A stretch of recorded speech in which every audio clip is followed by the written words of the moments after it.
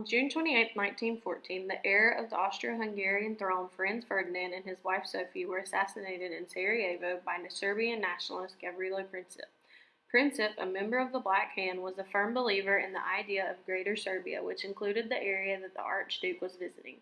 This action set off a round of events that led to the outbreak of World War I, making this the igniting of an already short fuse.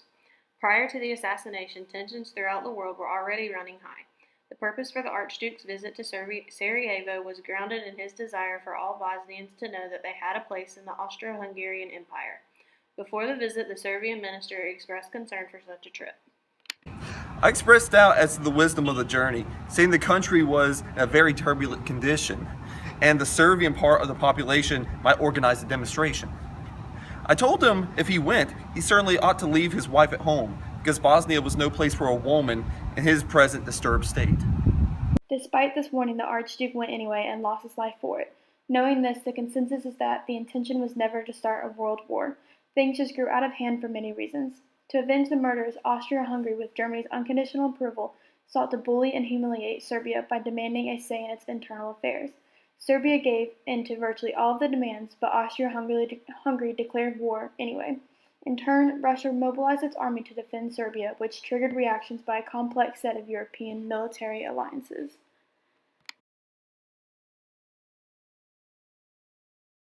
When I met with the Kaiser, His Majesty assured me that he expected severe measures on our part in regard to Serbia.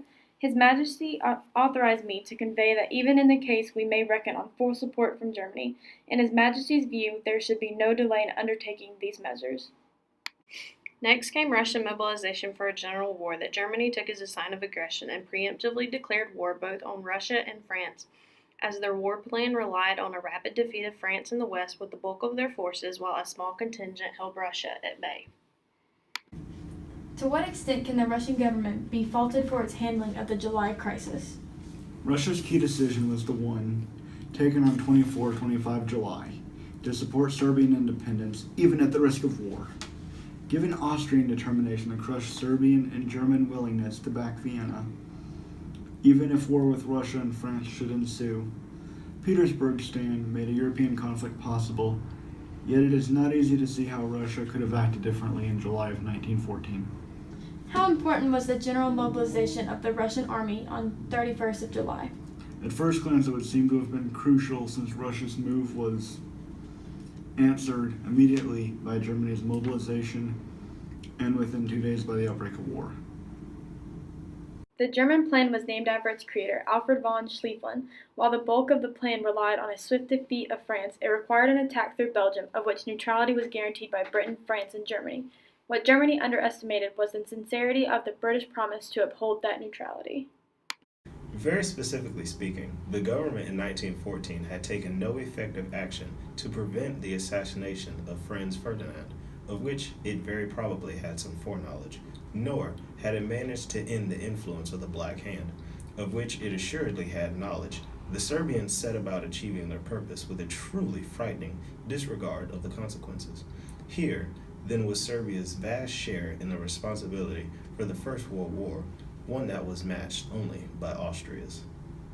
Here, the battle lines were drawn. It was too late to walk action back from the brink. The root cause of World War I is difficult to pinpoint because many blame the assassination of the Archduke.